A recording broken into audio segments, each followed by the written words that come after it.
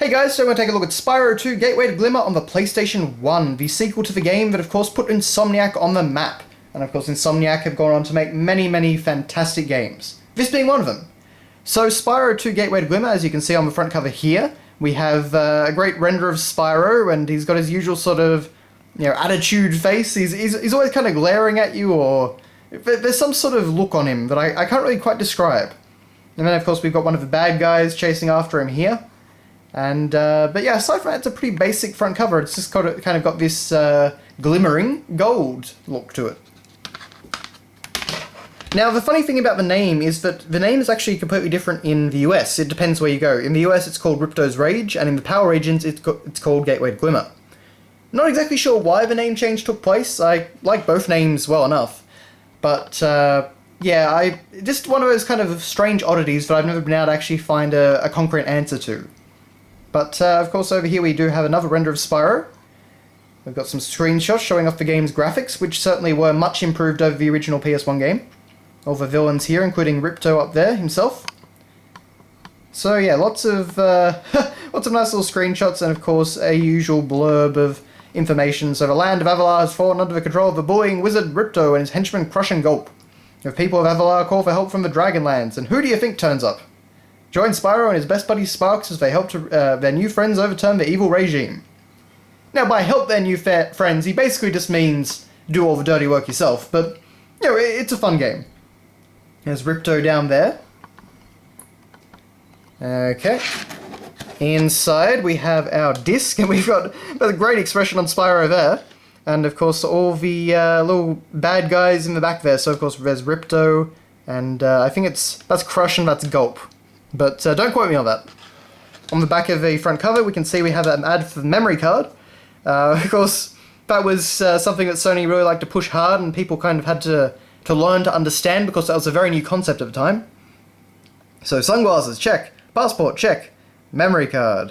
Memory card? Why would I need a memory card when I'm going on holiday? Do you know something I don't? The official memory card from Sony Computer Entertainment Europe. Don't leave home without it. Ever. So I kind of like what it's got. It's written by Spyro there.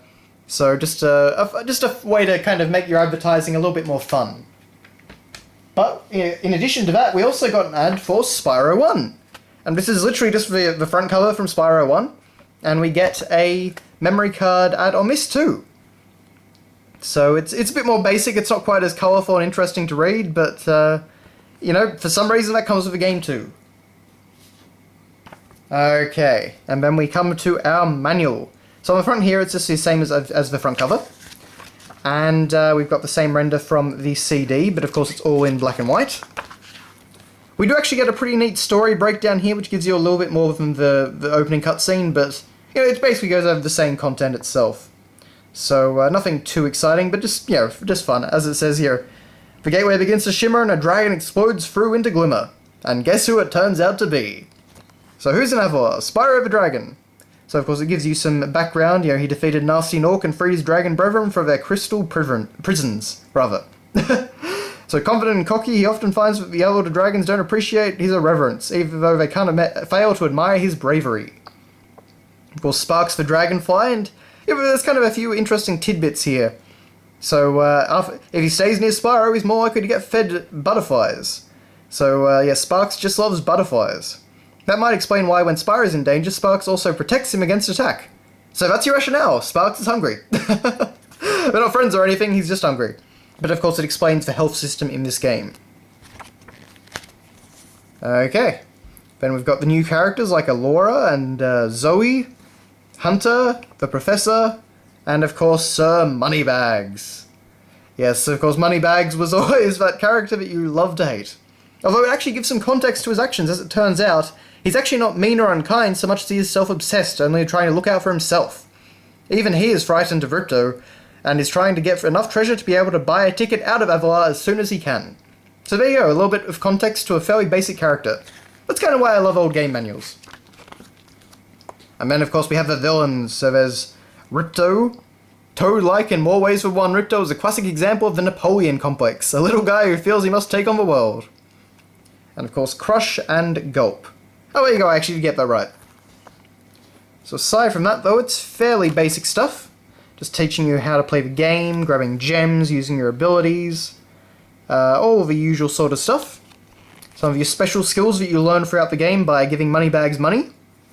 Surprise, surprise. And, you know, spirit particles and power-ups like the super breath. And, but yeah, aside from that, it's a pretty basic old manual. But helpful, of course, if you are new to the game. Speedway rounds, which can be a little bit frustrating when you're trying to actually get the orb. But yes, that is it. That is it. So, on the back here, we actually have an advertisement for the analog controller. And, of course, this was a new thing, having analog sticks, because when the PlayStation 1 released, it only had a D-pad. So you had to buy a brand new DualShock controller to get the 2 analog sticks. And I like here we actually get a message from Sparks, so it says, "Hi, I'm Sparks for Dragonfly. You may have seen me in such smash hits as Sparks for Dragonfly and Sparks 2, Gateway to Glimmer. I recommend the official analog controller from Sony Computer Entertainment Europe, because it's... Oops, here comes Spyro, I'd better get going." Bzzz.